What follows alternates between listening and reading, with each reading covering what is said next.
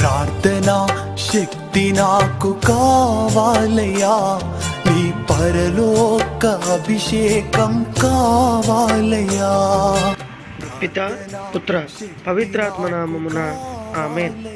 క్రీస్తునాథుని యందు ప్రియమైన దేవుని విశ్వాసులారా, తపస్సు కాలము 23వ రోజు ధ్యానాంశము ప్రార్థన. వాక్యం, విశ్వాసం. మనకి 2 రెక్కలైతే ప్రార్థన ప్రాణం వంటిది. ఈ 3 ఉంటేనే జీవించగలం. పాపంలో ఉన్నవారు ప్రార్థించలేరు, ప్రార్థించిన వారు పాపం చేయలేరు. ప్రార్థన పాపిని పరిశుద్ధినిగా మార్చును. ప్రార్థన మన పరిస్థితులను మార్చి ప్రతి సమస్యను తీర్చును. ప్రార్థన పరలోకమును కిందికి దింపును. ఈ లోకములో జీవించినంత కాలం ప్రార్థన చాలా ముఖ్యమైనది.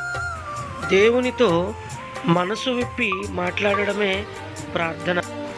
అందుకే మత్తయి శుభవార్తలో క్రీస్తు ప్రభువు ప్రార్థన ఎలా చేయాలో బోధించారు.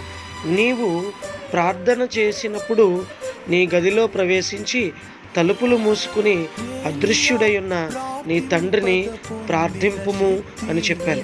అనగా మన ఈ లోక సంబంధమైన విషయాలన్నిటినీ కూడా మదిలోకి రానివ్వకుండా తలుపులు మూసుకుని దేవునితో ప్రత్యక్షంగా మనం సంభాషించటమే ప్రార్థన. ప్రార్థన చేయనప్పుడు జాగరూకతగా ఉండాలి. దేవుని ఎడల కృతజ్ఞతాభావం కలిగి ఉండాలని పౌలు గారు కొలసీలకు రాసిన లేఖలో చెప్తున్నారు. కాబట్టి ప్రియమైనటువంటి దేవుని బిడ్డలారా, మనము జీవించినంత కాలం మాత్రమే ప్రార్థించగలం.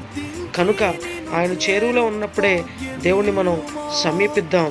మరి మనం అందరం కూడా కుటుంబ సమేతంగా ప్రార్థనలు చేసుకుంటూ దేవునికి మరింత దగ్గర అవుదాం. క్రమంగా ప్రార్థించే అలవాటు ఉన్నదా? అవసరం కలిగినప్పుడు అప్పుడప్పుడు ప్రార్థిస్తున్నానా అని ఆత్మ పరిశీలన చేసుకుని ప్రార్థన చేసుకుందాం. మా ప్రార్థన ఆలకించువాడా తండ్రి, నిద్రకు ఈ లోక సరదాలకు లొంగిపోయి దూరం అయ్యాను. దయచేసి నన్ను క్షమించండి. ప్రార్థించాలని ఆశ ఉన్న సాతాను ఆటంకములను జయించలేకపోతున్నాను.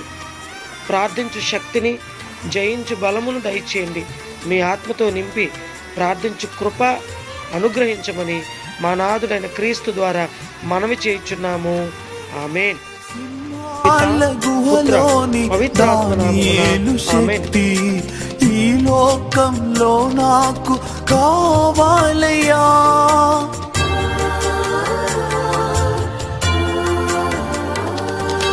సింహాల గుహలోని దానియేలు శక్తి ఈ లోకంలో నాకు కావాలయ్యా. నీతో నడిచే వరమీయుమా, నీతో నడిచే వరమీయుమా.